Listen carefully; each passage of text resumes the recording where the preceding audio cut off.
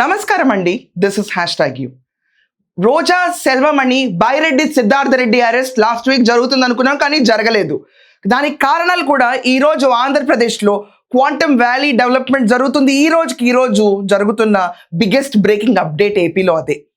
And ఇలాంటి శుభ సూచకాలు నడుస్తున్న తరుణంలో Roja Selvamani Byreddy Siddhartha Reddy arrest postpone అయిందని ఊహాగానాలు ఉన్నాయి.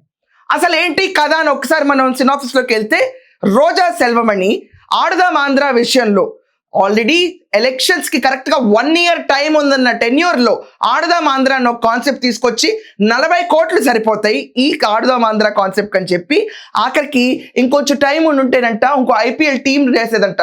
సన్ రైజర్స్ తోనో చెన్నై సూపర్ కింగ్స్ తోనో మాట్లాడి ఇంకొక టీం కూడా తయారు చేద్దాం అనుకుంది రోజక్క. ఇదంతా పక్కన పెడితే రోజా సెల్వమణి ఆడదాం ఆంధ్రలో 40 కోట్లు చాలనుకుని చివరికి 100 కోట్లకు దిగిన బడ్జెట్.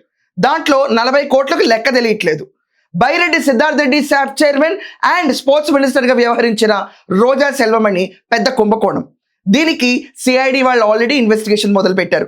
విజిలెన్స్ డిపార్ట్మెంట్ 3000 పేజీల నివేదిక రోజా సెల్వమణి పైన 600 చోట్ల కొన్ని వందల మందిని ఎంక్వైరీ చేసి ఈ నివేదికను ఇచ్చి ఈ రోజా సెల్వమణి బైరెడ్డి సిద్ధార్థ రెడ్డి పైన క్రిమినల్ కేసెస్ పెట్టాలని చెప్పి సీరియస్గా డిసైడ్ అయిపోయారు. మొన్న మనం అబ్జర్వ్ చేస్తే రాధాకృష్ణ గారి ఆఫీస్ పైన వచ్చి రోజా సెల్వమణి రెచ్చిపోయింది.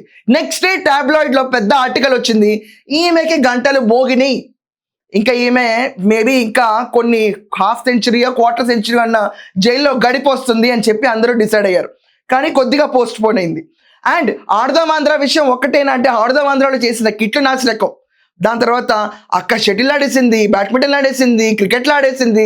అసలు క్రికెట్ రాని జగన్మోహన్ రెడ్డి, మళ్ళీ చెప్తున్నాను, ఏంది బాల్ ఎటో వస్తుంది బ్యాట్ ఎటో వెళ్తుంది, ఇతనికి ఆడటం రాదు. కానీ రోజా సెల్వమణి చేయి ముచ్చుకొని మళ్ళీ బ్యాట్లు కొట్టించాడు. ఇంకా ఆ బాల్ కూడా సరిగ్గా పడదు. ఈ సోకాల్ జగన్మోహన్ రెడ్డి బాల్ కొడితే బ్యాటింగ్ చేద్దాం అనుకుంటే ఆ బాల్ వచ్చి అయ్యో నా పైన పడుతున్నాను మళ్ళీ రోజా ఎక్స్ప్రెషన్ కూడా ఇచ్చింది. ఇలా నవ్వులు వెకిలి చేష్టలు తప్ప ఆడదాం ఆంధ్ర అనేది ఒక కుంభకోణం కింద నమోదైంది.